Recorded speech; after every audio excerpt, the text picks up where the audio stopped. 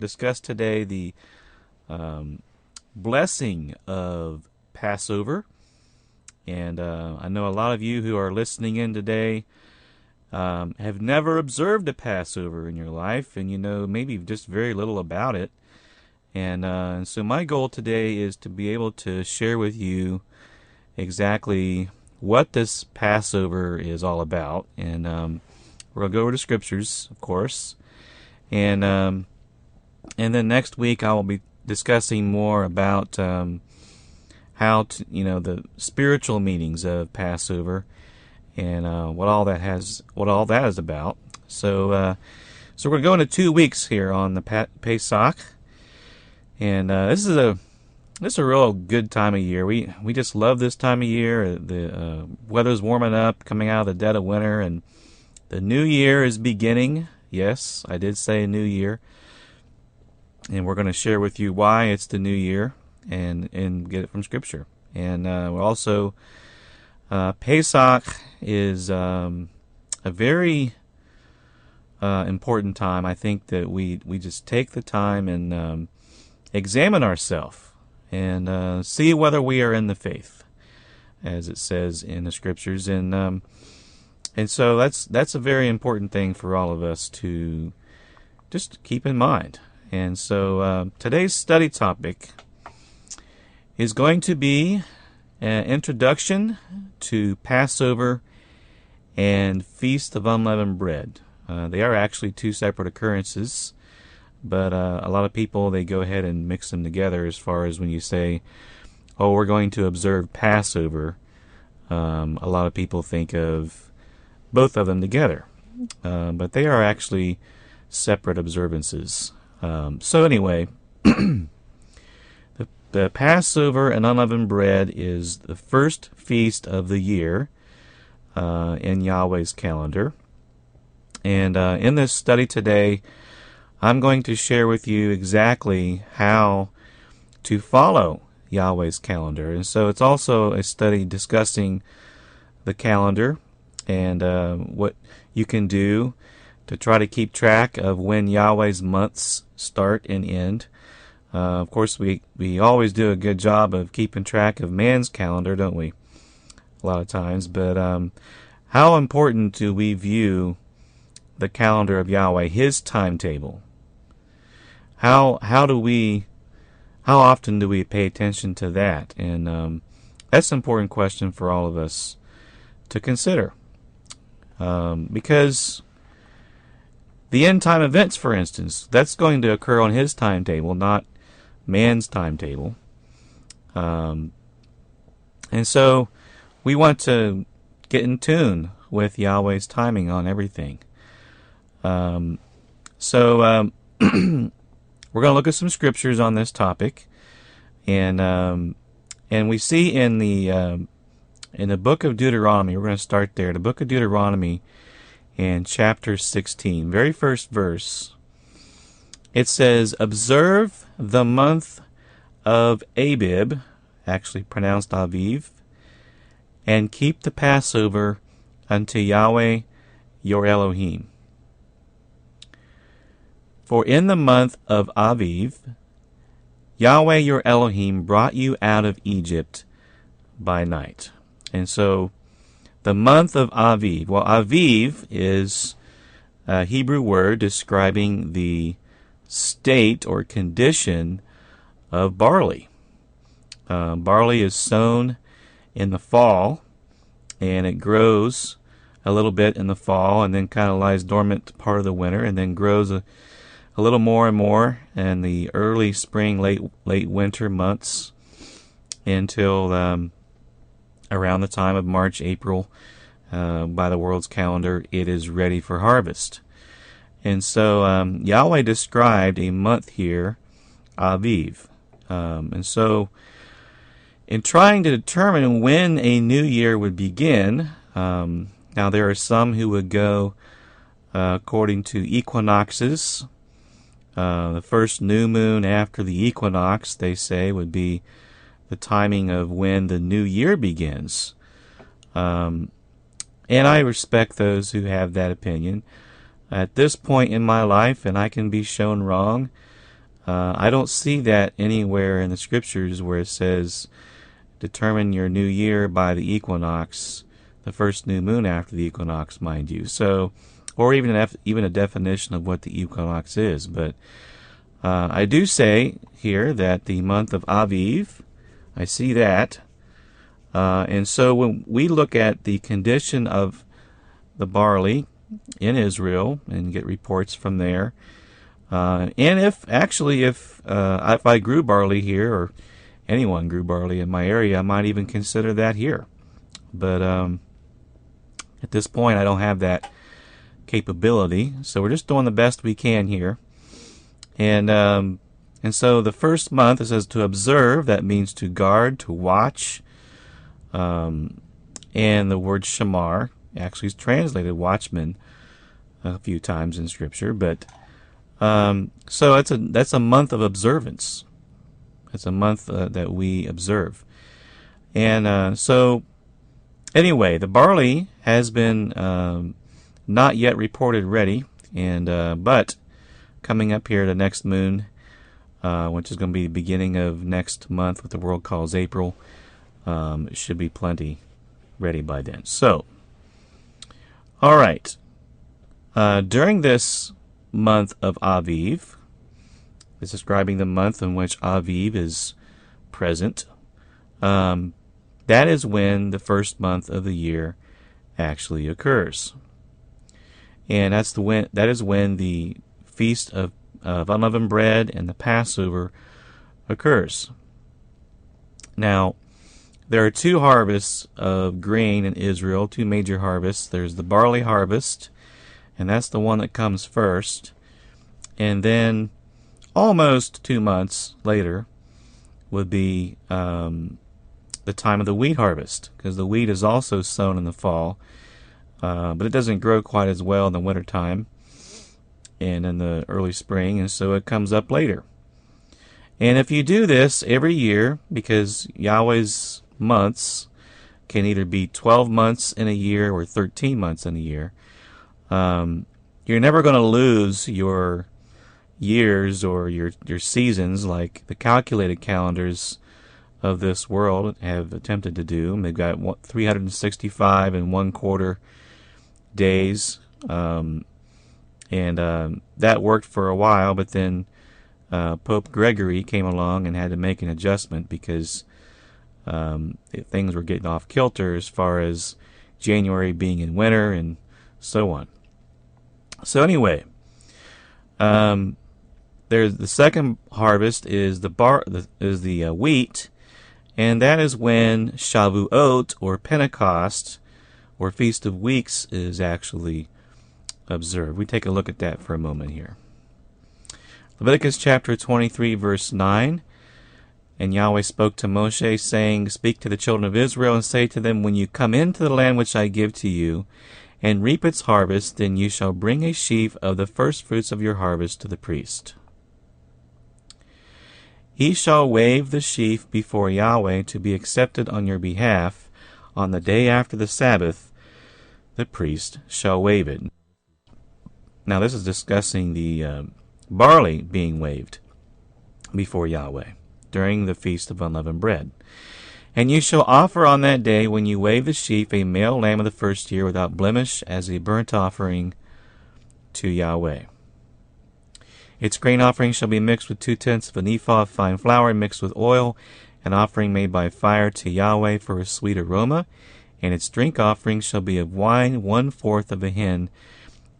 So those kind of things are actually commandments for the priest. That's what they would do. And you shall eat neither bread, nor parched grain, nor fresh grain, until the same day that you have brought an offering to your Elohim.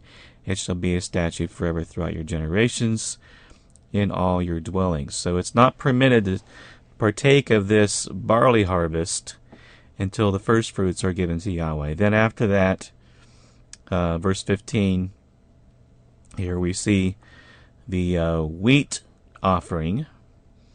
He says, You shall count for yourselves from the day after the Sabbath, from the day you brought the sheaf of the wave offering. 7 Sabbaths shall be completed. Count 50 days to the day after the seventh Sabbath, and you shall offer a new grain offering to Yahweh. So that is our wheat harvest, and that's during the time of the Feast of Weeks, which follows Passover, close to 50 days or so after Passover, more or less. Now, during Shavuot, or Pentecost, that bread would be offered, and we're going to get into the dates here a little bit later. But if you've never kept this Feast of Passover before, this study is going to give you what you need to know ahead of time in order to keep this feast and to understand it. Now, these holy days are not like the so-called holidays of mainstream churchianity today. It's different because these observances are rooted in the Scriptures. They're not rooted in idolatry and paganism, other religions, Satan worship, and all those other things that the pagans did. That's what our Easter and Christmas holidays are actually rooted in. In fact, Easter is pretty good evidence that comes from Astarte, which is actually the name of a goddess. So sadly, the name that's supposed to honor the Messiah is named after a demon. So anyway, I love the Feast of Yahweh because it's just wonderful how symbolic and awesome it is as a picture of the Messiah.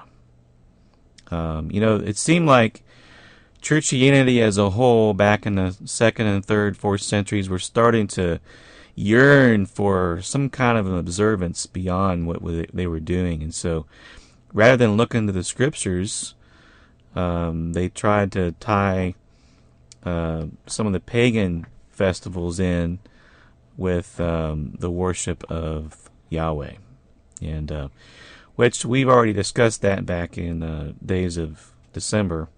If you're interested in that, you feel free to go back and take a look at those studies as to why I don't believe that's the right thing to do. But we're going to start with the book of Exodus, chapter 1, and get to the beginning here of the Passover story. It says here in verse 7, the children of Israel were fruitful and increased abundantly, and multiplied and multiplied and grew exceedingly mighty, and the land was filled with them. Now there arose a new king over Egypt who did not know Joseph. And he said to his people, Look, the people of the children of Israel are more and mightier than we.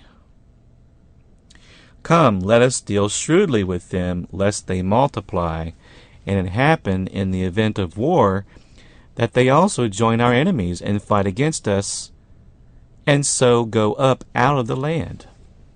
That's kind of an interesting thing.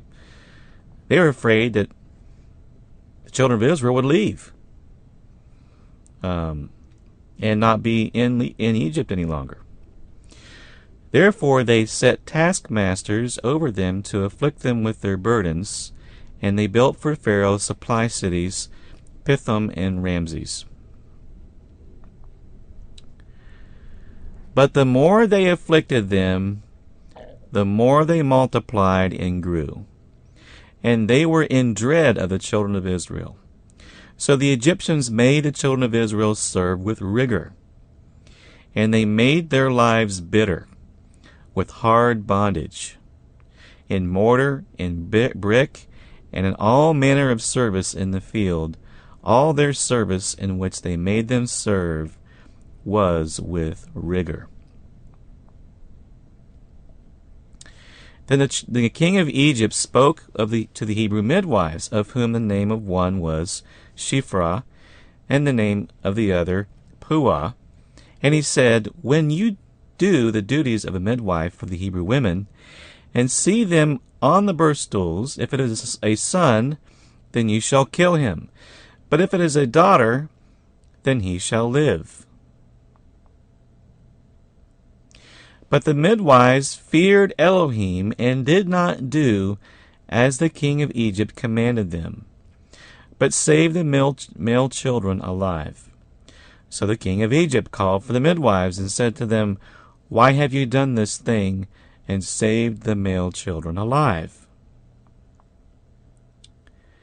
And the midwives said to Pharaoh, Because the Hebrew women are not like the Egyptian women, for they are lively and give birth before the midwives come to them.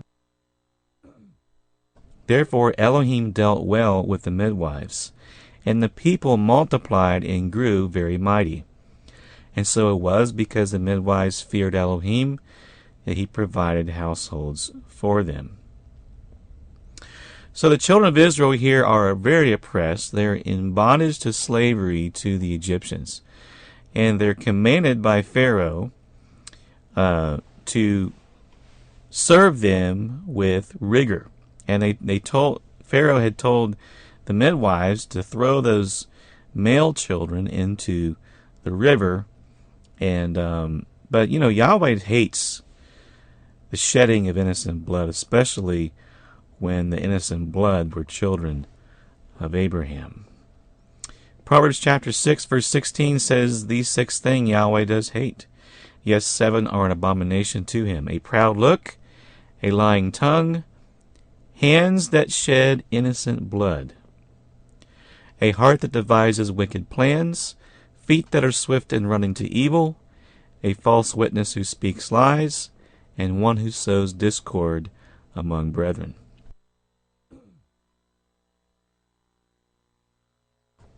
So you read things like this, you see that Yahweh is obviously pretty upset over what Pharaoh is commanding at this point. If you read the first part of the book of Exodus, you'll see that Yahweh allowed one of the sons to remain alive, of course, and grow up in the household of Pharaoh, and that man was Moses, or Moshe.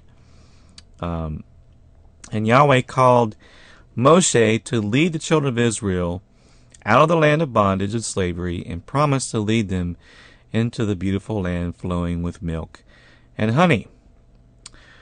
Now Moshe's purpose was to lead them and show them the way to the promised land, and reveal to them the way of righteousness and the way of keeping Yahweh's commandments. Now Yahweh heard their cry, and he delivered them from their bondage. Yahweh said, Exodus 3:7, I have surely seen the oppression of my people who are in Egypt, and have heard their cry because of their taskmasters, for I know their sorrows. So Yahweh decides to do something about it. And he calls Moshe to go to Pharaoh, petition him to let the children of Israel go into the wilderness and worship Yahweh. But Pharaoh, as most of us have read the story, will refuse. Pharaoh would refuse, and every time Yahweh would send a plague to cause Pharaoh to change his mind and let the people go. And after some of the plagues, Pharaoh would change his mind back and refuse to let the people go. And all right.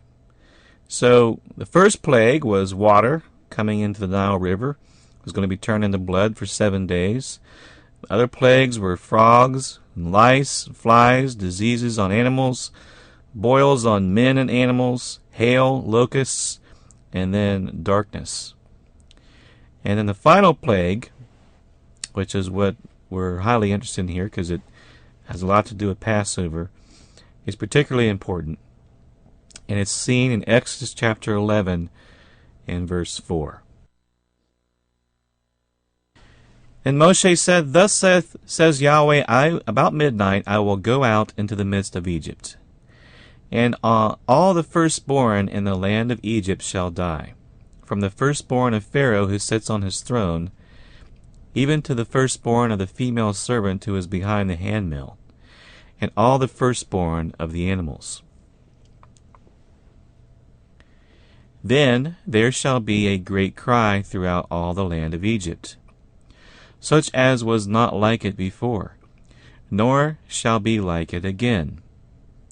But against none of the children of Israel shall a dog move its tongue against man or beast, that you may know that Yahweh does make a difference between the Egyptians and Israel. And so Yahweh here is going to administer judgment upon Pharaoh and the Egyptians. They sought to destroy the males of Israel, and now the firstborn of Pharaoh, the firstborn of all the Egyptians, are going to be killed, unless, and they have an opportunity, they have a chance, if they do what Israel did. And there were many Gentiles, Egyptians even, who did. And you can look at that later. There's a mixed multitude that came with them. So Yahweh would put a difference between Egyptians and Israel, just like he did the other plagues. And these instructions here on how he would protect the children of Israel is very vital to understanding what Passover is truly about and how that relates to us in our own walk. Exodus chapter 12. Now Yahweh spoke to Moshe and Aaron in the land of Egypt, saying, This month shall be your beginning of months. It shall be the first month of the year to you. And this is the month where Passover is kept. That's why we say, actually, this next new moon is going to be the beginning of months, the beginning of the year. And tonight is a full moon, so we're about 2 weeks away, approximately.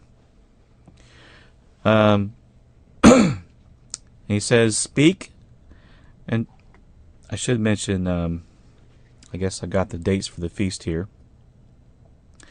But if you look here at the feast dates, if you're wanting to know a quick, easy access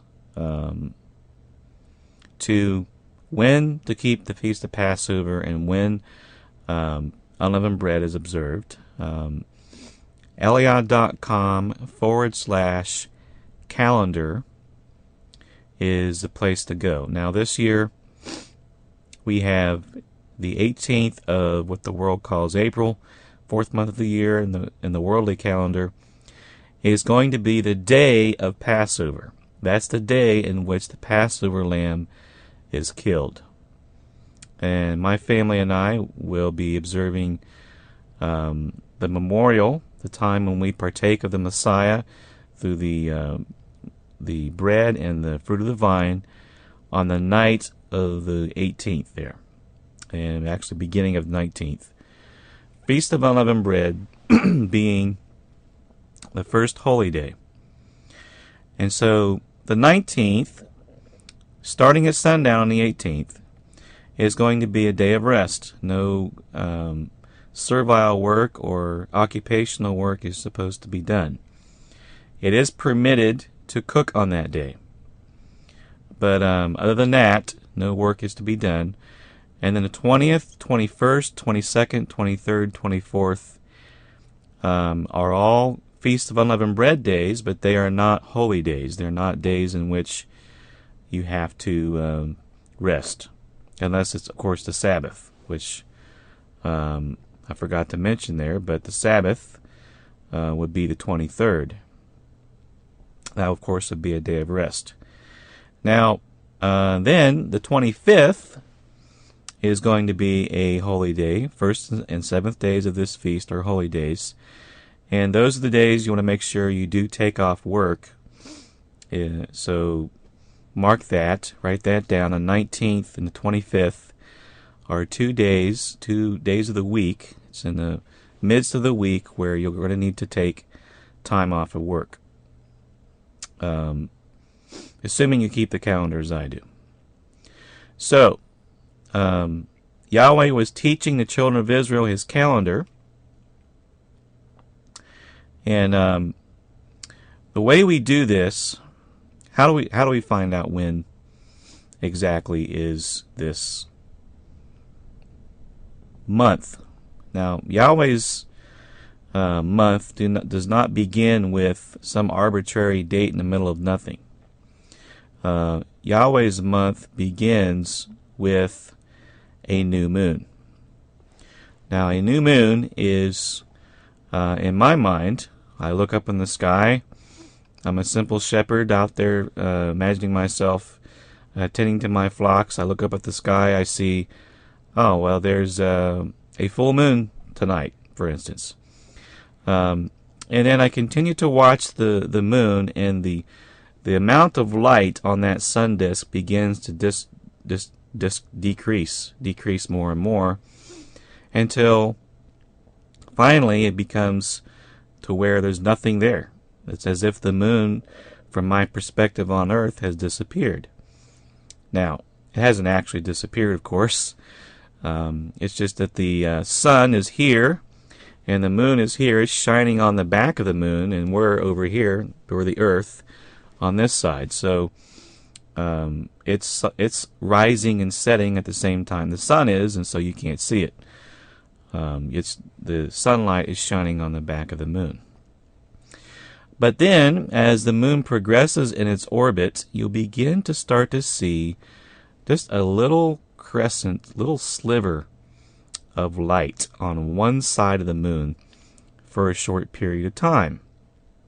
And that's right after sundown. There has to be, the sun has to be down a certain length of time before you'll be actually able to see this little tiny sliver of light coming around the right side of the moon. I think it might be the other side if you're in Australia, but I can't remember. Anyway, this is how you can watch. Actually, you and your family can go out together as a family and look for the new moon, and you can do this every month. And the way you can do this, if you go to my website at EliYah.com/moon.html, if you want to know ahead of time, and not have to keep watching every night for the moon, there's a link to the NASA observatory information. I think it's the Naval Observatory information on the positioning of the sun and the moon and the different sunset and moonset times. And I can take you to that website here briefly, I think. I'm going to try anyway. And you see here that on EliYah.com/moon.html, hopefully you can see it on your video. It's clear enough for you to be able to see it. But you just type in, and you can go there now if you'd like to, but make sure you're in the month of April here, and then put in April 3rd.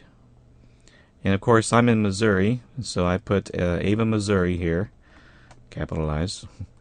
Ava, Missouri, and I've already gotten the data here for April 3rd, and we see here that the sunset time on that particular day is at 7:35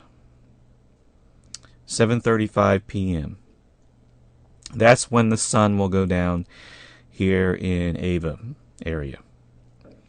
But the moon is going to go down at 7:59 p.m. Now that's a difference of 24 minutes. And you see here I got on the slide the 3rd of April. The sunset being at 7:35, moonset 7:59. Now, of course, when the moon sets, you can't see it anymore. It goes over the horizon. You can't see it. There's a difference of 24 minutes between the two. Now, generally speaking, there is not enough time for you to be able to see. It's not going to be dark enough, and there's not going to be enough light on the one edge of the moon for you to be able to see it. And so this 3rd of April is not going to be a good time to be able to see the new moon. And so what you do is, going back to our web page here, you put in the 4th of April. We're going to get the data, and we see here the sun sets at 7:36 p.m. and then the moon sets at 8:57 p.m. and that allows 81 minutes of time between the time the sun goes down and the moon goes down. Now, generally, you're going to need about 30 to 35 minutes, usually, sometimes more than that, to actually be able to see the new moon. That's how much difference there's going to have to be between a sunset and a moonset. And 24 minutes is not quite long enough. You're going to need between, I'll just be real conservative here and say 30 to 40 minutes. And that, if it's 30 minutes, I might take a gander out there. But most of the time, I'm not going to see it. Even 35 minutes, I probably won't see it. But there's always a slight chance. There's different variables. And so that's if you want to take the time and know each month when to look for the new moon. This is something you can do. This is a resource on the website you can use. It's just linked to the observatory. As you can see here, it actually mentions the U.S. Naval Observatory.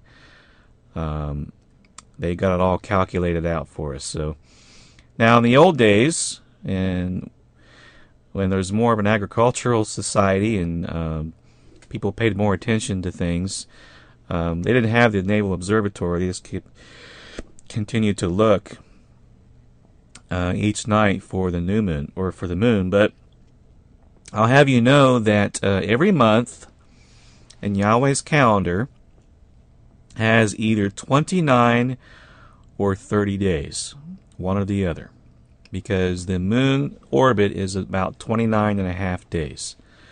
So you can look, every 29th day after the last new moon, and if you want to take a look and do it that way, you don't want to look at the calculations and so on new naval observatories. There's moon charts out there. You can get one program called Moon Calc, Moon CALC.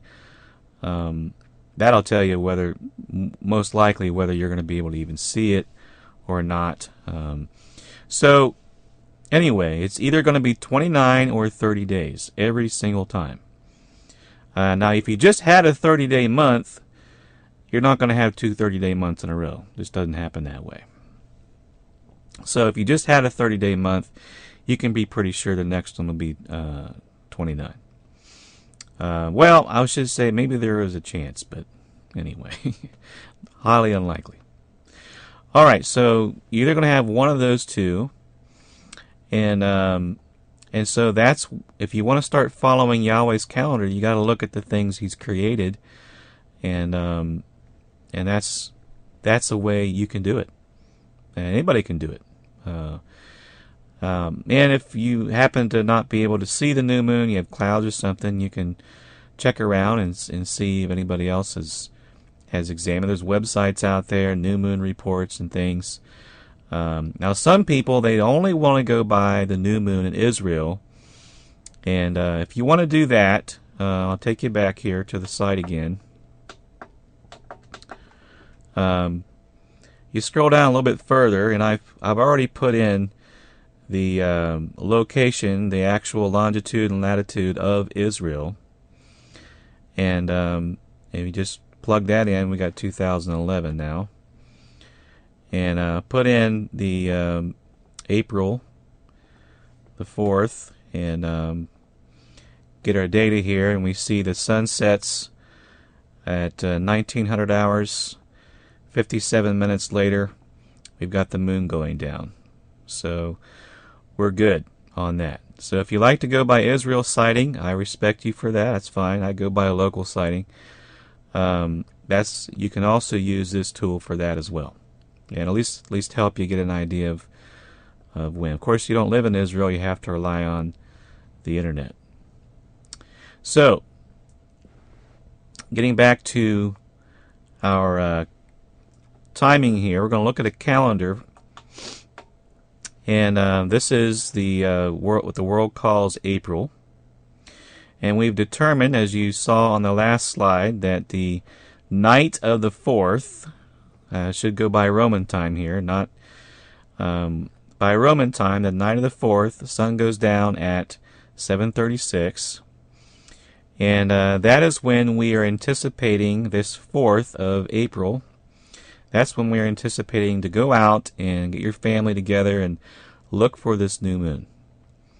All right. Well, since the new moon occurs at night, well after sundown, the first day of Yahweh's new year is going to be on the 5th day of the 4th month, April 5th, for lack of a better description here. I don't like to use the pagan names for months. That's why I'm kind of resisting saying April. But anyway, April 5th, or the 5th day of the 4th month of the Roman calendar, is going to be the first day of the new year. So, Happy New Year when that actually occurs. And so, we're looking at this being the first day, and we know from Scripture that Yahweh's calendar goes according to, and I kind of messed up my slides here a little bit, but Yahweh's calendar, this is going to be the first day, so the second day is going to be on the 6th. And then the third day is going to be on the 7th, 4th day, 5th day, 6th day, 7th day, 8th day, 9th day, 10th day. Now, 10th day is when they would take the lambs aside, as we're going to see here in a moment. 11th day, 12th day, 13th day is the 17th, and then 14th day. That would be the 18th of April, being the 14th day of the first month on Yahweh's calendar. So, we see here in Exodus 12:3, it says, "Speak to the children of Israel, on the 10th day of this month, every man shall take for himself a lamb according to the house of his father, a lamb for the household." So here we go back to the 10th day. That's when they would actually take the lamb aside. Now the 14th day, as we're going to see, is the actual day when Passover begins. It says in verse 4, Exodus 12, "And if the household is too small for the lamb, let him and his neighbor next to his house take it according to the number of persons. According to each man's need you shall make your count for the lamb. Your lamb shall be without blemish, a male of the first year. You may take it from the sheep or from the goats." And so here is a picture of a lamb. And this is what they would set aside, a lamb of the first year. Now, a few years ago, actually a number of years ago, a brother came to our home and during the Feast of Tabernacles, and we wanted to have some fresh lamb meat, and he had a couple of sheep he brought with him, and we actually slaughtered them there on the property. And it was very interesting because I guess he didn't cut the trachea. Something that's a good idea to do, because when the lamb was dying, it moaned. And I mean, it sent chills up your spine. The lamb moaned. It sounded exactly like a human. I mean, it just went, oh. I mean, that deep too, that kind of moan. And it put, tears in my eyes. It was just incredible. And so I could see why Yahweh would choose this animal to represent the Messiah. The old-fashioned way, if you wanted meat, was not to go to Walmart and just look at a pile of meat and you never really have a connection to the animal. But they would actually take a animal out of the flock and cut the throat, butcher it, and eat it. And to some people that seems, I don't know, barbaric or something, but that's the reality of what happens. And now little lambs, when they bleat, when they make their sounds, they're like a human also. But it's even more intense, because when they bleat, when they make their bah, they sound like an infant. They sound like a little baby. They really do. And so to take a little lamb out of take a lamb out of your flock, that's really intense. I mean, it just it's incredible. So to imagine slaughtering a little lamb would sound like a baby crying, calling out for their mother. I just we had an opportunity, because I do raise sheep a few years ago, to raise and bottle feed 3 lambs in the house, and I can tell you it's an experience. But they do sound like little babies, and if you play hide and seek with them, you hide in another part of the house and they start calling out for you. They sound like little babies crying for their mama. And I mean human babies. They just a little voice. It's cute.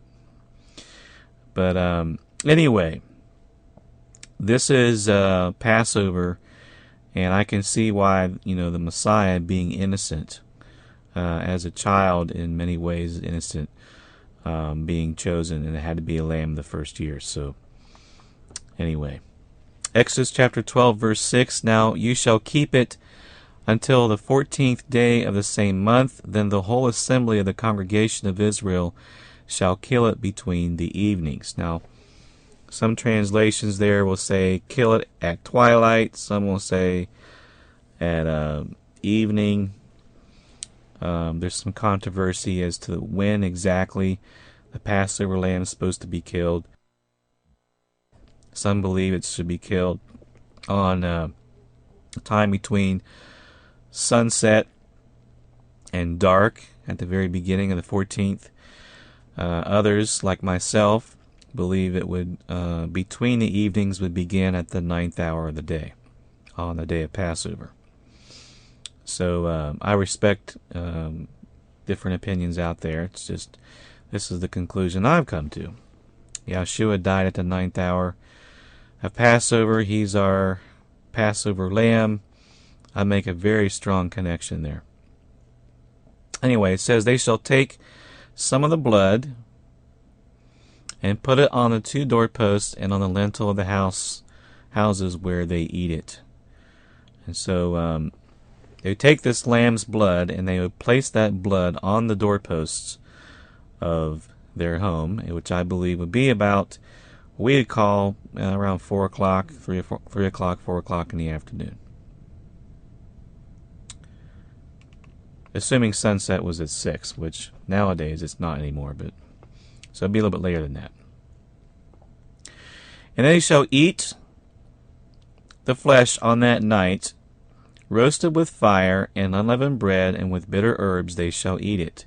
Do not eat it raw, nor boiled at all with water, but roasted in fire, its head with its legs and its entrails. You shall let none of it remain until morning. What remains of it until morning you shall burn with fire. And thus you shall eat it, with a belt on your waist, your sandals on your feet, and your staff in your hand. So you shall eat it in haste. It is Yahweh's Passover. So that lamb is actually what's called the Passover. It's the lamb that's called Yahweh's Passover. And so the Messiah is also called our Passover. For I will pass through the land of Egypt on that night, and will strike all the firstborn in the land of Egypt, both man and beast, and against all the gods of Egypt I will execute judgment. I am Yahweh. Now the blood shall be a sign for you on the houses where you are, and when I see the blood, I will pass over you, and the plague shall not be on you to destroy you when I strike the land of Egypt. And so the children of Israel were to kill this Passover lamb and place that blood on the lintel, the doorposts of their homes, and then roast and eat the Passover with unleavened bread and bitter herbs. And they were specifically commanded not to break any of the lamb's bones and to eat it quickly, because they would be departing from Egypt very quickly. And so when the death angel passed over the children of Israel, they would be spared from the death that would be brought upon the firstborn of the Egyptians, because the death angel would see the blood of the lamb on the doorposts. Now it becomes very evident the children of Israel's lives were spared, but they lost one of their lambs. And the picture being painted here is that the lamb died for them. The lamb died for them. So this memorial observance of this event, the memorial of this event, is supposed to be celebrated or observed from year to year forever, as it says in Exodus chapter 12, verse 14. So this day shall be to you a memorial, and you shall keep it as a feast to Yahweh throughout your generations. You shall keep it as a feast by an everlasting ordinance. Everlasting. 7 days you shall eat unleavened bread. On the first day you shall remove leaven from your houses. For whoever eats leavened bread from the first day until the 7th day, that person shall be cut off from Israel. So from the first day to the 7th day, no leavening is to be eaten. No yeast. We'll get into that more in a minute. On the first day there shall be a holy convocation. On the 7th day there shall be a holy convocation for you. No manner of work shall be done on them, but that which everyone must eat, that only may be prepared by you. So he's saying here, no works to be done, but that which everyone must eat, that only may be prepared by you. And so we are permitted to cook our foods, do we need to do, in order to feast on this day in which no servile work, or manner of work they've got here, but servile work is to be done. That's occupational work. And so those are holy days, as we discussed earlier. So we see here on our calendar, the 18th is the day of Passover, and the 19th then is going to be the first day of the Feast of Unleavened Bread. So because the Passover is on the 14th day of Aviv, and the first day of Unleavened Bread is on the 15th day of Aviv. And then we have 7 days, the first day being the 19th, second day being the 20th, third day being the 21st, fourth day being the 22nd, fifth day being the 23rd, sixth day being the 24th, seventh day being the 25th. And so that's how it's going to work out this year. It doesn't work out every year on the same days of the Roman calendar, so you have to keep on an eye on Yahweh's calendar. So, other scripture where this is specifically mentioned is Leviticus 23. You'll finish this up here. It says, "So you shall observe the feast of unleavened bread, for on the same day I will have brought your armies out of the land of Egypt. Therefore you shall observe this day throughout your generations as an everlasting ordinance." Leviticus 23 is another place actually where all the feasts are mentioned. And it says, verse 4, "These are the feasts of Yahweh, holy convocations. We shall proclaim at their appointed times. On the 14th day of the first month, between the evenings, is Yahweh's Passover." And then on the 15th day of the same month is the feast of unleavened bread to Yahweh. 7 days you must eat unleavened bread. On the first day you shall have a holy convocation. You shall do no customary work on it. But you shall offer an offering made by fire to Yahweh for 7 days. The 7th day shall be a holy convocation. You shall do no customary work on it. It's going back to our calendar. First day and 7th day. First day being the 19th. 7th day being the 25th. And those are the days that you will take off work. And so you may rest and enjoy the feast of unleavened bread. Hallelujah.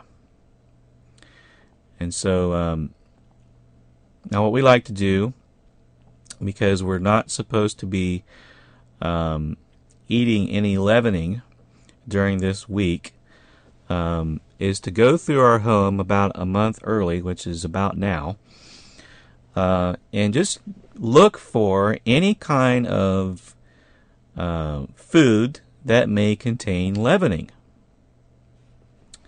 Because as it says here, we start setting it aside and prepare ourselves to get rid of it. Because Yahweh told them. He said, Exodus 12:18 and 19, in the first month, on the 14th day of the month at evening, you shall eat unleavened bread until the 21st day of the month at evening. For 7 days no leaven shall be found in your houses, since whoever eats what is leavened, that same person shall be cut off from the congregation of Israel, whether he is a stranger or a native of the land. So you get that, whether you're a stranger or a native. So whether you're actually an Israelite or not, he says you have to get rid of the leavening out of your house. And just get rid of it. So you have to be, whether you're Israelite or a native, even in those days, getting rid of the leavening. And the same is true today. Doesn't matter whether you're a Gentile or not, get rid of the leavening. Verse 20, you shall eat nothing leavened. In all your dwellings you shall eat unleavened bread. So what is leavening? There's different kinds of agents out there, different things that would cause bread to rise. Obviously, yeast is a leavening agent. That's by far the most common kind of leavening agent. And someone might say, well, we just get rid of the yeast, but we can have baking soda and other things that will help bread to rise, and sort of a loophole in the law kind of mindset. Not too many people do that. I mean, most people do get rid of every leavening agent. But what are the leavening agents? Well, I've got a list here for you. Here are some things that you'll be looking for if you have boxed foods. Look for these kinds of ingredients. And if you shoot me an email, I'll send this out to you. But it's baker's yeast, active dried yeast, baking powder, baking soda, also called and most commonly called sodium bicarbonate. But also cream of tartar can be a leavening agent. Potassium bitartrate. Then there's sourdough, ammonium bicarbonate, potassium bicarbonate, and dipotassium carbonate. Any kind of carbonate or bicarbonate, just keep an eye on. So we don't eat any leavened bread at all during the feast, and he says, in all your habitations, there's to be no leaven found. So we get rid of all the leavening. In fact, we eat it up, try to, most of it, a month ahead of time. And then we get rid of it. You either burn it. Some people will give it to someone else. Some people give it to the poor. But then I think, if you give it to the poor on the day before Passover, and you're basically saying, here, we know you're going to eat this, go ahead and eat it. But but the idea, yeah, and you might notice sourdough was on there. Anciently, they didn't go down to Walmart and buy a little package of yeast, obviously. So what they would do is they would have a little dough ball, and they would let all the yeast enter that dough ball, let it sit out for a while. And that dough ball, whenever they had bread they wanted to make it rise, they would put that dough ball in real close to the other bread, and then all the yeast would kind of float in the air over to that other piece of bread and start eating up the sugars in it, and then that would cause the bread to rise. Well, most people don't do that anymore, although I have heard of one family, that's what they do. They don't use yeast, packets of yeast coming from the store, or baking powders or whatever. They actually take a sourdough ball and put it in, and the bread tastes different. It does have more of a soury kind of a taste to it, and some people don't like it, but it does have a different taste. And but it does cause bread to rise. It takes a little bit longer. And so he said to remove this. And in the ancient days, you just take the sourdough ball and you burn it, and you're done. Maybe you sweep out your house and get any breadcrumbs or whatever may have been in your house, and so that was easy. But now we got boxed foods. We live in a modern society where everything's pre-made and put in a box or in a package, and so it's harder for us. And then, you ever eat cookies on your couch or whatever, you sweep out your couch and get all this leavening out of your house. And some people say, oh, EliYah, you're just being so legalistic. But you're gonna see here next week why I'm more inclined to be careful on that as much as I can, to get rid of all the leavening agents. But because the leavening represents sin, I want to get all the sin out of my life, and this is more of a picture of that. But some would say, well, I'm not Jewish. That's not for me. But we saw earlier that scripture where it's for the stranger and the native Israelite. Get rid of all the leavening. And if you think you're a Gentile, then you're still calling yourself a Gentile. There's something you need to think about, and that is, you're not a Gentile in Yahweh's eyes if you are a believer in the Messiah. This is because Ephesians 2, verse 11, it says, therefore remember that you, once Gentiles in the flesh, that means one time you were Gentiles, who were called uncircumcision by what's called the circumcision made in the flesh by hands. At that time, you were without the Messiah, being aliens from the commonwealth of Israel. So you used to be an alien. You used to be strangers from the commonwealth of Israel. You weren't part of Israel. In other words, you are now. Because at that time you were aliens, now you're not. You used to be strangers from the covenants of promise. So you used to not be a partaker in the covenants, having no hope and without Elohim in the world. So you used to be these strangers. It goes on to say, but now in Messiah Yahshua, you who once were far off have been brought near by the blood of Messiah. And so now you are no longer a Gentile. Do we realize that? We're no longer Gentiles.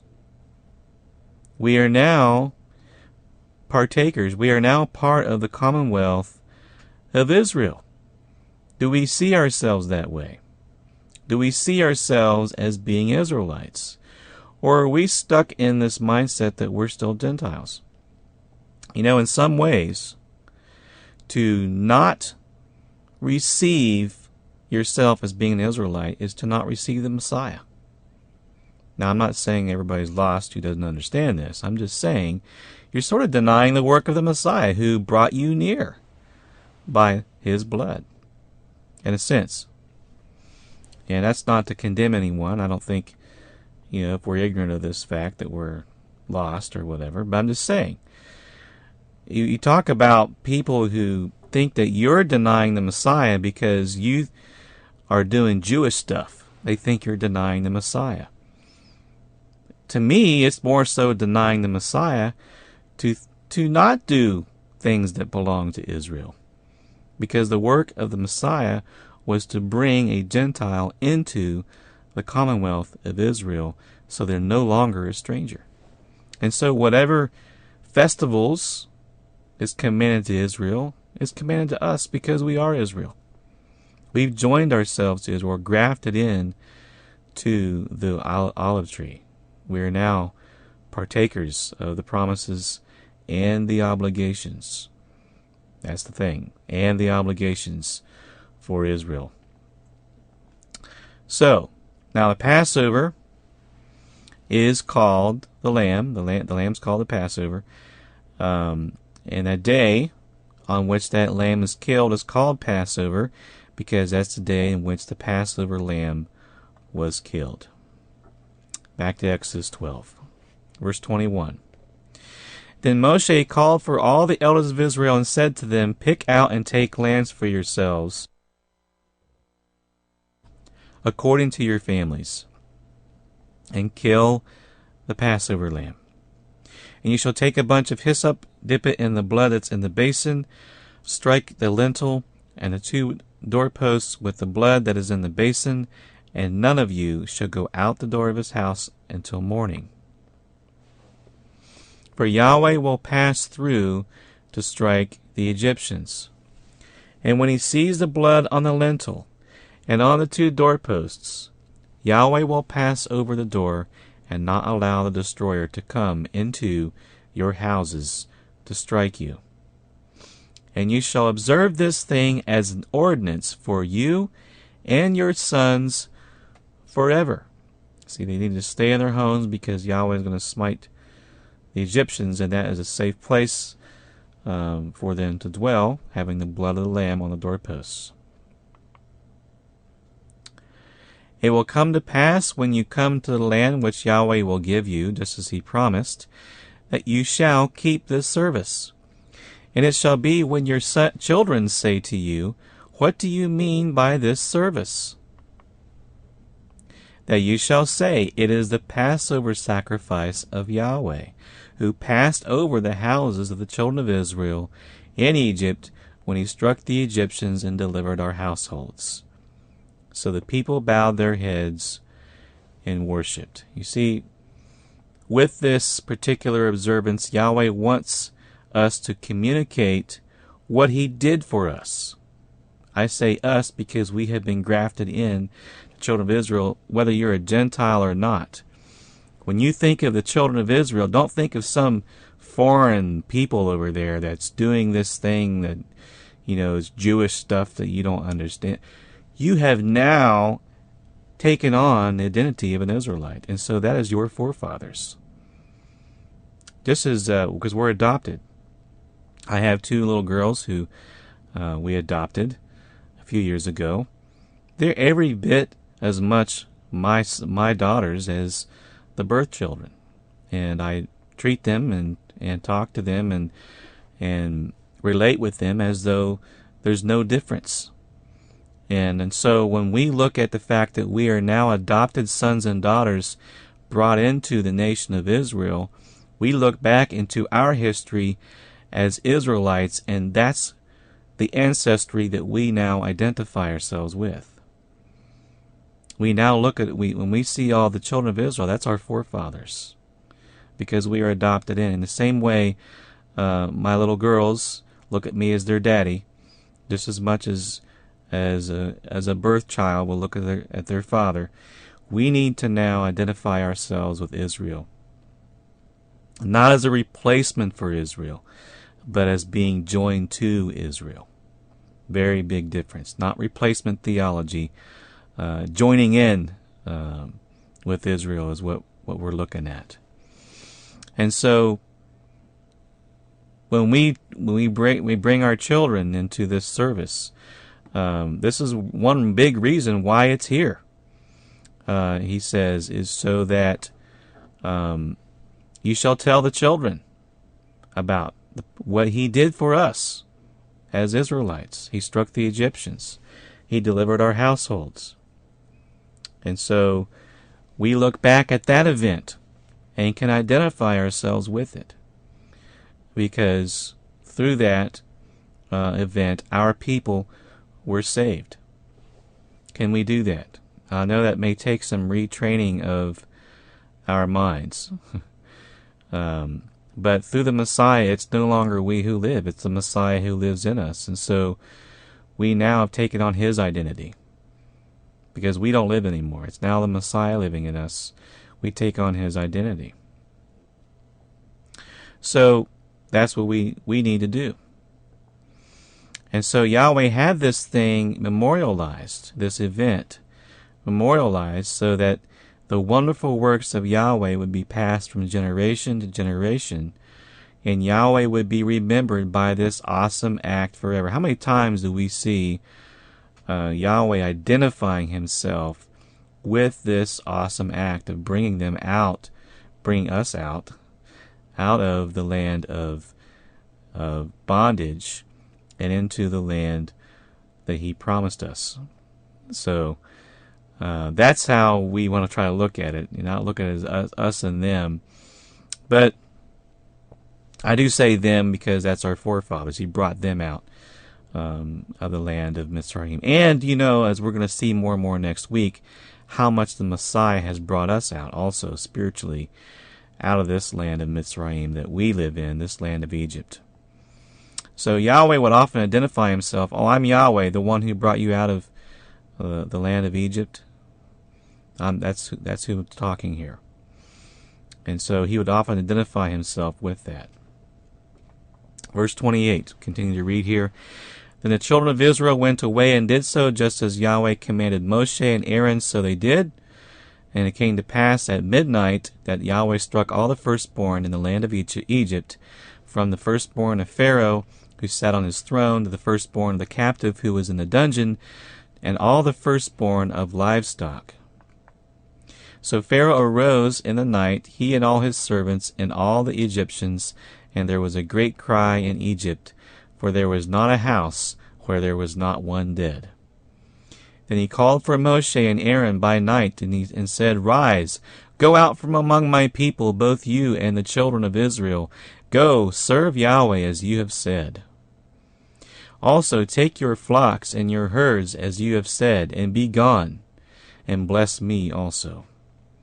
And the Egyptians urged the people that they might send them out of the land in haste, for they said, We shall all be dead. So the people took their dough before it was leavened, having their kneading bowls bound up in their clothes on their shoulders. Now the children of Israel had done according to the word of Moshe, and they asked from the Egyptians articles of silver, articles of gold, and clothing, and Yahweh had given the people favor in the sight of the Egyptians, so that they granted them what they requested. Thus they plundered the Egyptians. Then the children of Israel journeyed from Ramses to Succoth, about 600,000 men on foot, besides children. A mixed multitude went up with them also. That's the Gentiles. And flocks and herds, a great deal of livestock. So there were some that were not of Israelite stock who joined themselves to Israel, just like those of us who may not be of Israelite stock have joined ourselves to Israel and can identify ourselves with that, with Israel. And they baked unleavened cakes of the dough, which they had brought out of Egypt. So he didn't just bring Israel out, he brought out Gentiles too. For it was not leavened, because they were driven out of Egypt and could not wait, nor had they prepared provisions for themselves. Now the sojourn The children of Israel who lived in Egypt was 430 years. And it came to pass at the end of the 430 years, on that very same day, it came to pass that all the armies of Yahweh went out from the land of Egypt. It is a night of solemn observance to Yahweh for bringing them out of the land of Egypt. This is the night of Yahweh, a solemn observance for all the children of Israel throughout their generations. And Yahweh said to Moshe and Aaron, This is the ordinance of the Passover. No foreigner shall eat it, but every man's servant who is bought for money, when you have circumcised him, then he may eat it. A sojourner and a hired servant shall not eat it. In one house it shall be eaten. You shall not carry any of the flesh outside the house, nor shall you break one of its bones. All the congregation of Israel shall keep it. And when a stranger who dwells with you wants to keep the Passover to Yahweh, let all his males be circumcised, and then let him come near and keep it, for he shall be as a native of the land. For no uncircumcised person shall eat it. One law shall be for the native born and for the stranger who dwells among you. Now, in order for a foreigner to participate in eating the Passover lamb, he would need to be physically circumcised, and one of the first steps a believer in the Messiah would want to take to join themselves to Israel is to become baptized. We see in Scripture, Colossians 2:11, baptisms likened unto circumcision. It says, in him you all were also circumcised, with a circumcision made without hands, by putting off the body the sins of the flesh by the circumcision of Messiah, buried with him in baptism, in which you also were raised with him through faith in the working of Elohim who raised him from the dead.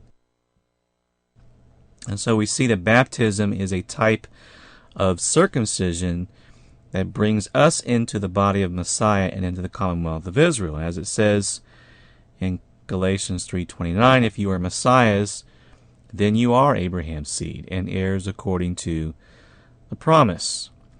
And so the intent is that we become children of Israel through Yahushua. And so I think it's a wise idea. I'm not going to create a command here, but it seems to me, looking at the different scriptures, before a person partakes of the Messiah, the body and blood of Messiah, pictured in the fruit of the vine and the feast of unleavened bread, that a believer should be baptized. And if you look in the book of Acts, baptism was always done immediately. They didn't waste any time. Just keep that in mind, something to meditate on. I do think baptism is important. And that is a circumcision of the Messiah. So if we're going to partake of the Messiah, the principle from the Torah is an uncircumcised person was not partake of a physical lamb. And so it seems to me a spiritually uncircumcised person, having not yet been baptized, should not partake of a spiritual lamb. That makes sense to me. And we see, according to Scripture, Yahushua is our Passover. It says, therefore, 1 Corinthians 5:7, therefore purge out the old leaven, that you may be a new lump, since you truly are unleavened. For indeed Messiah, our Passover, was sacrificed for us. Therefore, let us keep the feast. So much for those who don't keep the feast. Let us keep the feast of unleavened bread, spiritually as well, not with old leaven, or with the leaven of malice and wickedness, but with the unleavened bread of sincerity and truth. And so we're called to purge out this old leaven, this old sin. Yahushua being our Passover, Yahushua being our sacrifice for us. And we keep the feast. And to me, this is one of the clearest evidences that we should be observing the feast today, is the fact that the commanded observance, the memorial supper that Yahushua instituted, many churches still practice this today. They call it Eucharist, or they say Lord's Supper, or Memorial, or whatever. And they do that. Some of them do it every Sunday. Some do every month. Some do it every quarter. Some every year. And I think Jehovah's Witnesses actually do it on the Passover. So, but most of them don't realize really what they're doing. They don't really know and understand what Yahshua was instituting. They think he was creating a new religion and some kind of new ritual right out of thin air. But when you understand that Yahshua is the Passover lamb for us, sacrificed for us, and when we partake of him, that we're partaking of the Passover lamb, then it makes perfect sense. It all comes together, and it's not something that's just kind of invented out of thin air. It is rooted in the Passover, the Passover and Feast of Unleavened Bread. And so let's take a minute here and examine Luke 22, where this is mentioned. 22 verse 15.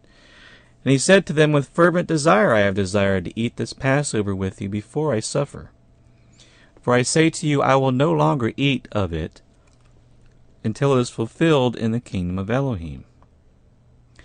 Then he took the cup and gave thanks and said, take this and divide it among yourselves. For I say to you, I will not drink of the fruit of the vine until the kingdom of Elohim comes. And he took bread, gave thanks, and broke it, and gave it to them, saying, this is my body, which is given for you. Do this in remembrance of me.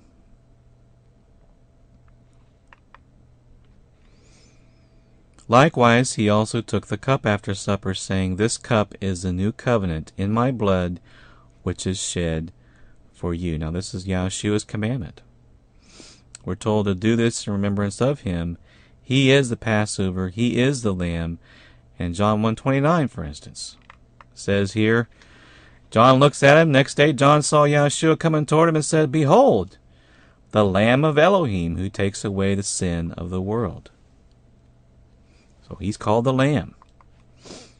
Revelation 5:11 and 12 say, I looked, I heard the voice of many angels around the throne, the living creatures and the elders, and the number of them was 10,000 times 10,000, and thousands, saying with a loud voice, worthy is the Lamb who was slain to receive power and riches and wisdom and strength and honor and glory and blessing.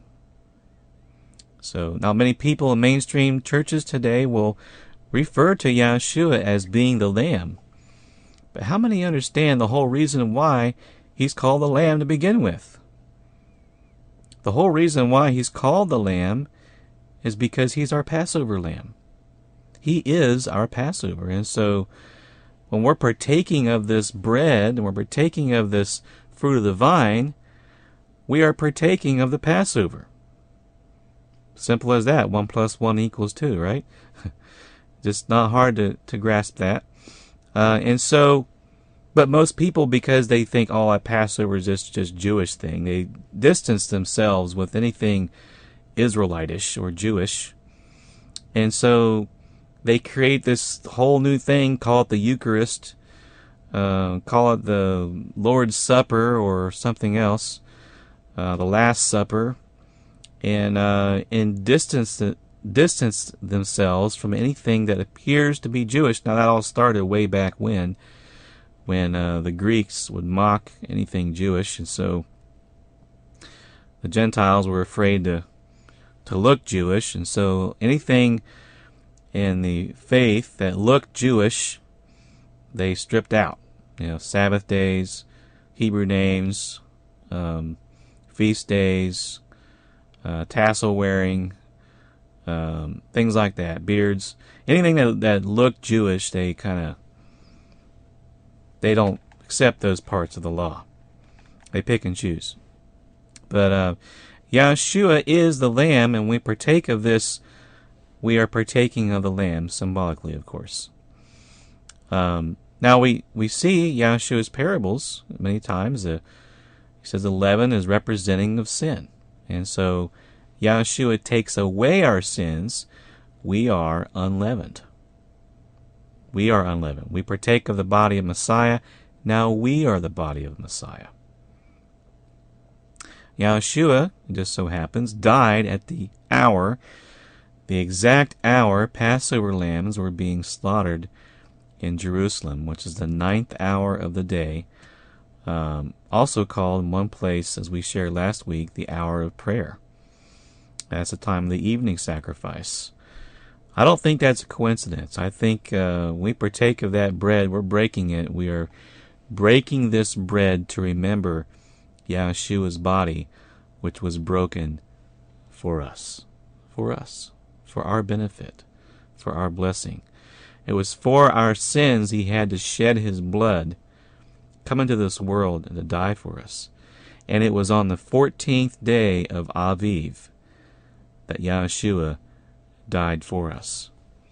Now, this cup is representing the new covenant in his blood. And so when Yahshua returns and this new covenant is fully enforced, is fully instituted, when we will reign with him forever, transgression is gone, and that no one will even have to ask his neighbor to know Yahweh, because everyone will know him.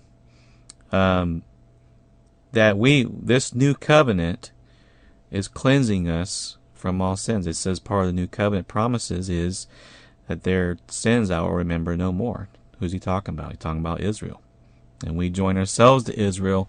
Therefore, we are partaker of that promise. And I'm getting more into next week, but this is a quick rundown. So we become one with him. He becomes one with us. We are his body. That's why we're his body. Because it's no longer we who live, it's Messiah who lives in us. And we partake of his body at Passover. And so, here's that verse. I've been impaled or crucified with the Messiah. It's no longer I who live, but Messiah lives in me. The life which I now live, and that blood is in the life is in the blood. The life which I now live in the flesh, I live by faith in the Son of Elohim who loved me and gave himself for me. So this partaking of the bread and the vine, what they call communion or Eucharist or whatever, the Master's Supper, this is Passover, Pesach. He is our Passover, which was offered for us. And we are partaking of that Passover lamb. We partake of the bread and the fruit of the vine. Yahshua said in John 6:47, Most assuredly I say to you, he who believes in me has everlasting life. I am the bread of life. I am the bread of life. Your fathers ate the manna in the wilderness and are dead. Well, if we partake of him, we're partaking of the bread of life. This is the bread which comes down from heaven, that one may eat of it and not die. So, he is the bread of life, and he is also called the Word, which became flesh and dwelt among us, John 1:14. And so, we're partaking of him, we're partaking of the Word. That's Yahshua. He is the Word that was made flesh and dwelt among us. We should not stray from the Word of Yahweh in our observances. Instead of keeping Passover, most of the world keeps their own ordinance, Easter. Astarte was a consort of like a wife of the male idols, and so a fertility goddess, and that's why we see, all this fertility stuff going on around the time of what they call Easter. You got the rabbits, which are very fertile animals. You have the eggs, of course, rabbits don't lay eggs, so I don't know why they got this thing all mixed up, but all these things all rooted in pagan observances. And then people reject the Holy Passover, which is a direct representation of the Messiah. You don't need no bunnies and eggs and silly things going on. It's the exact representation that Yahweh himself invented and created. Well, because it's Jewish, they don't want nothing to do with it. They want nothing to do with anything that looks Jewish. And yet we're supposed to be brought into the commonwealth of Israel through the Messiah. And it's no longer we who live. He lives in us. And to me, to cast away this thought that we become Israel and we join into Israel's observances is a denial, far more a denial of the work of the Messiah in our life than, as they say, when you keep those observances, you're denying the work of the Messiah. No, you are embracing it. Just the opposite. And so they got their own thing they got going on. They got their own observances. And, if you were to go to Israel today, go to Jerusalem, Passover is a big deal. You go to Jerusalem, though, it's everywhere you go, someone's selling something. It's a huge marketplace, and even the Passover, in some degree, is in the religion, the faith of Judaism has become commercialized, just as Easter and Christmas have become commercialized. But what we want to do, though, is get back to following Scripture and let that be our guide, and seek out what Yahweh tells us to do. Why do we gotta see what man's doing? Let's just go and look at what Yahweh's doing, and not regard this Easter stuff, which you're not going to find that in the Scriptures. He doesn't tell us, in fact, to commemorate his resurrection, although that's a worthy thing to commemorate. That's actually, he's the first fruits. Let's get into that later, next week. But, people have a tendency to want to follow the crowd and follow traditions. And what we're trying to do here is to follow the Messiah and follow the Scriptures, follow the Word. Let the Word dwell in us fully. Let the Word be represented in our acts, in our lives, in the things that we do. And we have the same thing going on today that Yahshua was speaking against in Mark chapter 7. It says, "And the Pharisees and scribes asked him, 'Why do your disciples not walk according to the tradition of the elders, but eat with bread with unwashed hands?' He answered and said to them, 'Well did Isaiah prophesy of you hypocrites, as it is written, This people honors me with their lips, but their heart is far from me. And in vain they worship me, teaching as doctrines the commandments of men.'" There's nothing new under the sun today, brothers. The thing that they were doing back then, modern churches are doing today. They're teaching as doctrines the commandments of men. And this is a tendency that man has to gravitate toward his own words, toward his own doctrines, toward his own things, and to take the place of Yahweh.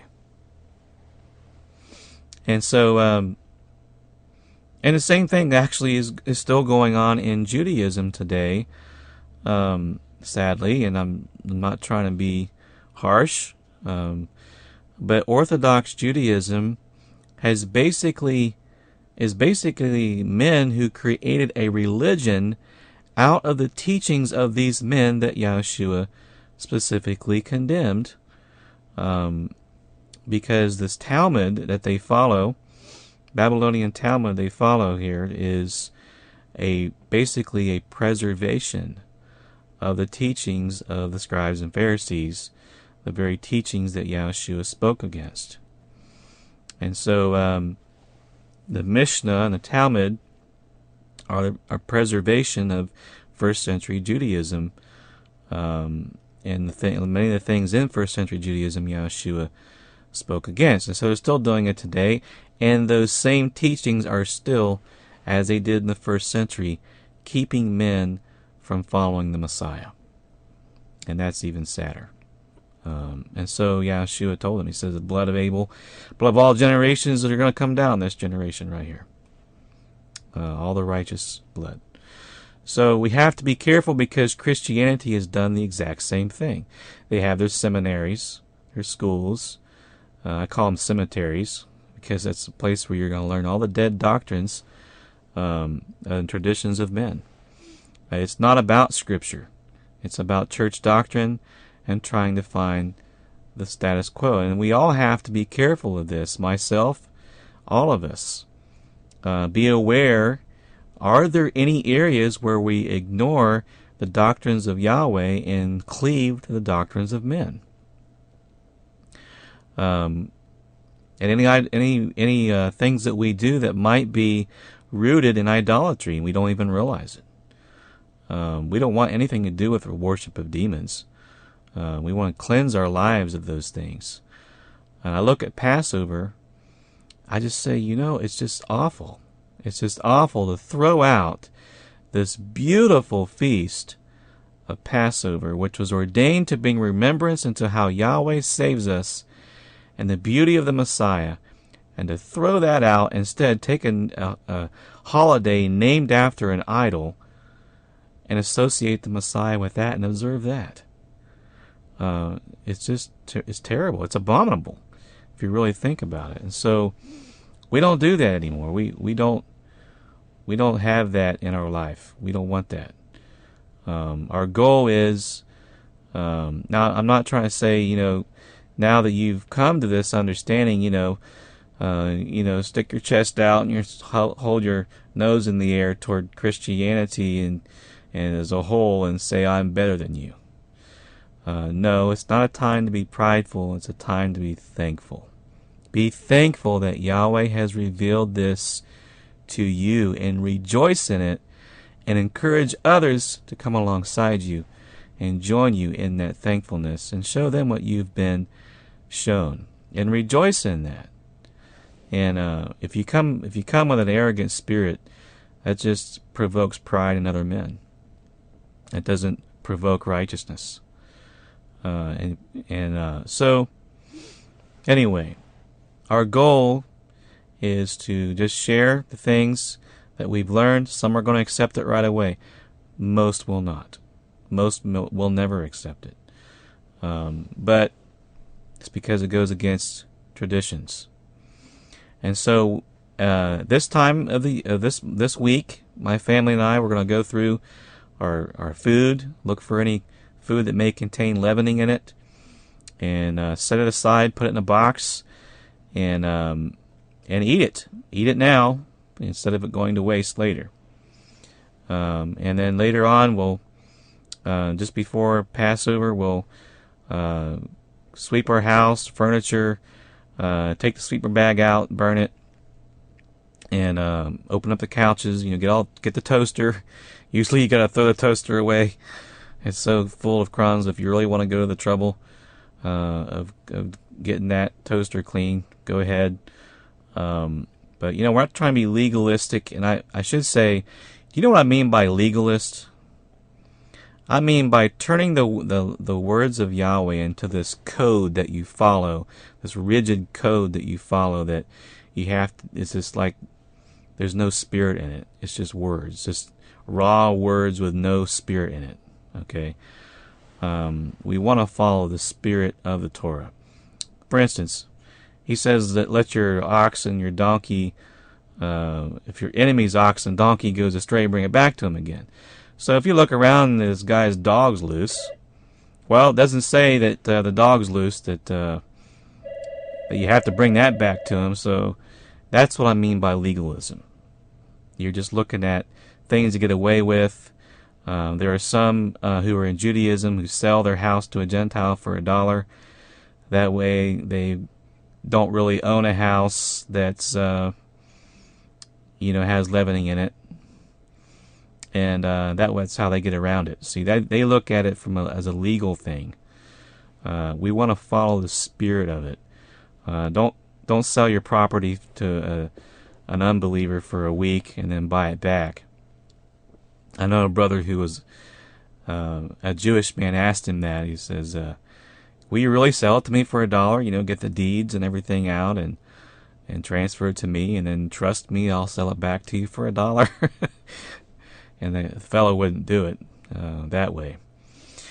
But I'm not trying to make fun of anybody. But to me, that is is just ridiculous. And that's not what the law of Yahweh is about.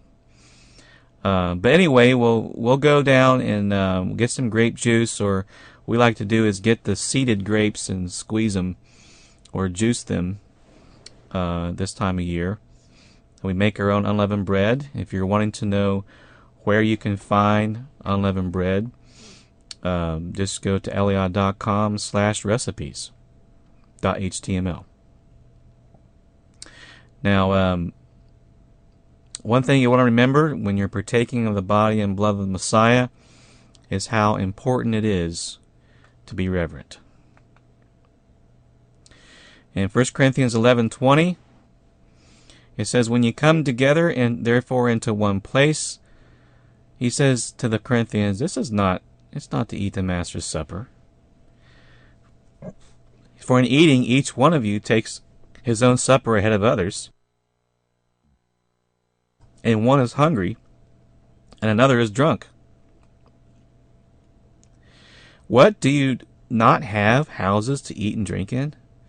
Or do you despise the assembly of Elohim and shame those who have nothing? What shall I say to you? Shall I praise you in this? I do not praise you.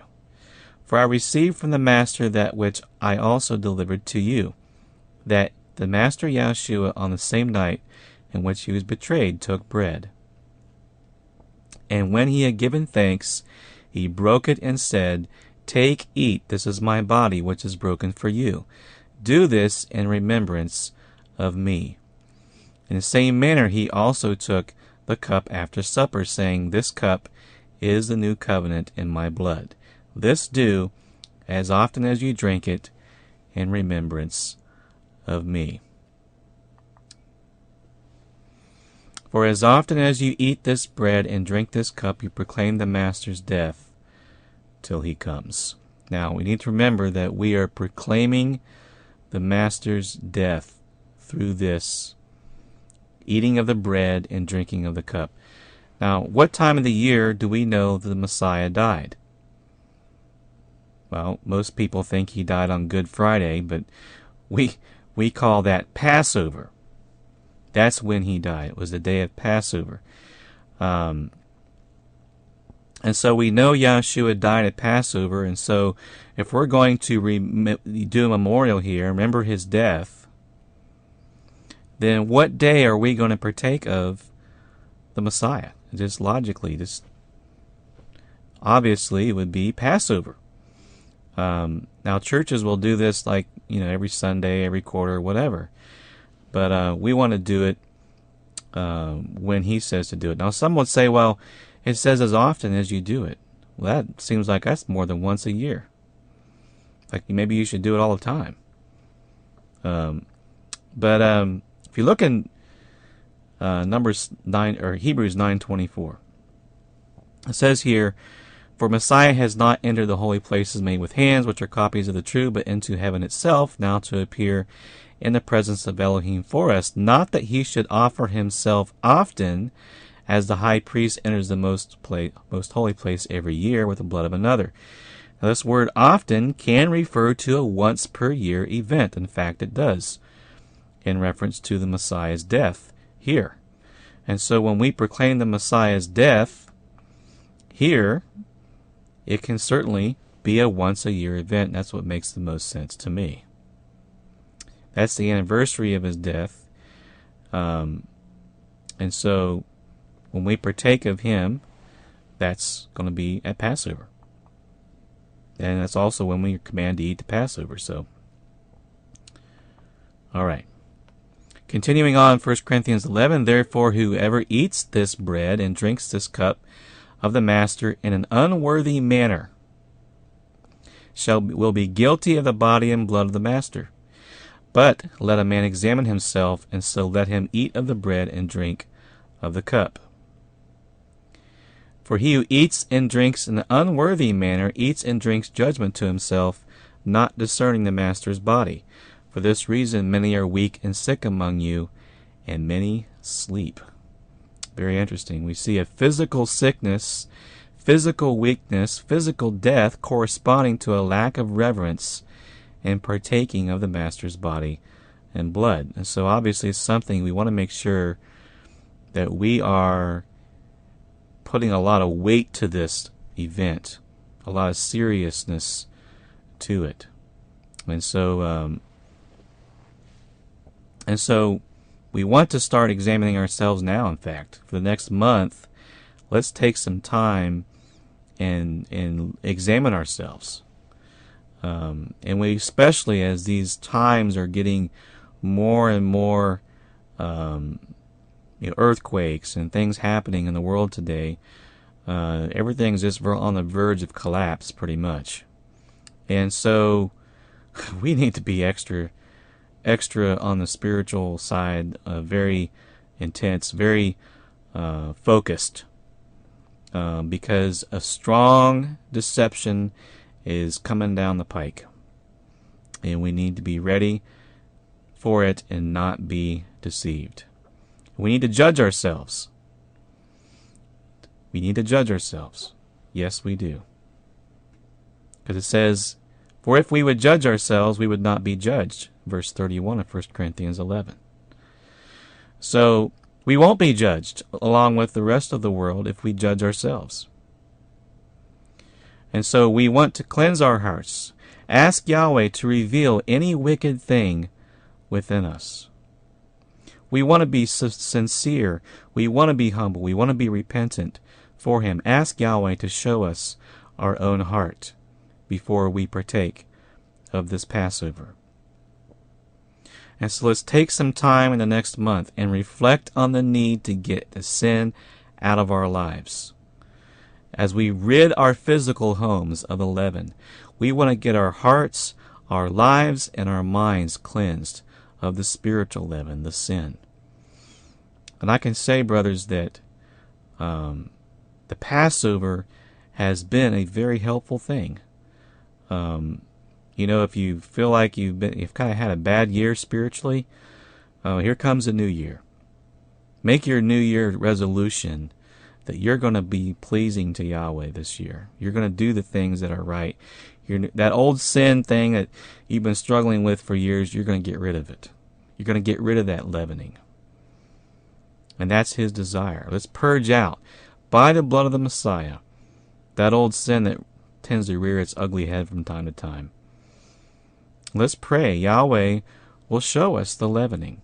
Renew our commitment to serving Him with all of our heart, all of our soul, and all of our strength. And walk anew. That's His desire.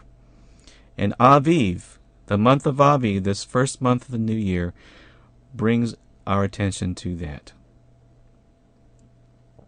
This year, let's make our New Year's resolution to serve Him with purity, with holiness, with truth, with sincerity, with zeal, with vigor, to grow closer to Yahweh, closer to one another as brothers and sisters.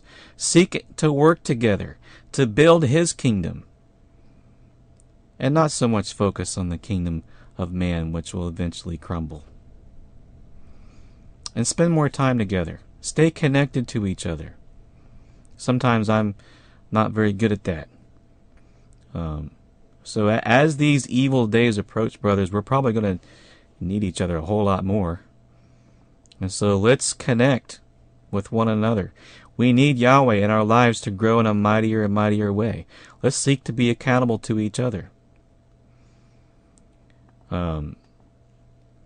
We know Yahshua is going to return and straighten out the crooked places, so we don't want to be one of the crooked places He has to straighten out. And so He says, as these days approach, Yahshua said, "Watch therefore, and pray always that you may be accounted worthy to escape all these things which will come to pass, and to stand before the Son of Man." This is something that Yahshua tells us to pray for and to watch. So let's ask ourselves, are we closer to the example Yahshua showed us than we were a year ago? Will we be accounted worthy? Are we progressing? Are we growing? Are we taking back ground that we gave to the enemy? Are we walking closer to Yahshua's examples? This is the questions that we have to ask ourselves for the next month. I hope we can answer. Yes, I am growing. I am bearing more fruit. I am progressing. But if you're not, it's not too late. It's not too late. It's not too late. As long as your heart beats, it's not too late. Yahweh knows the mercy available to us. Do we know it? Do we grab a hold of it? Do we seek that cleansing by the blood of the Lamb and believe in His word that He does cleanse us? If we confess our sins, He is faithful and just to cleanse us from all unrighteousness. 1 John 1:9. These are the many things, brothers, that Passover has to teach us and hit us right here in our hearts. A time of examining and judging ourselves so that we will not be judged. A time of remembering how we've been brought out of our own Egypt, out of our own land of Mitzrayim. And we have been brought out of bondage and slavery to the taskmasters of this world. And the blood of the Lamb has brought us to victory. May Yahweh bless you as you examine yourself this month ahead. And as you do so, may Yahweh have mercy on you. And may Yahweh have mercy on us all.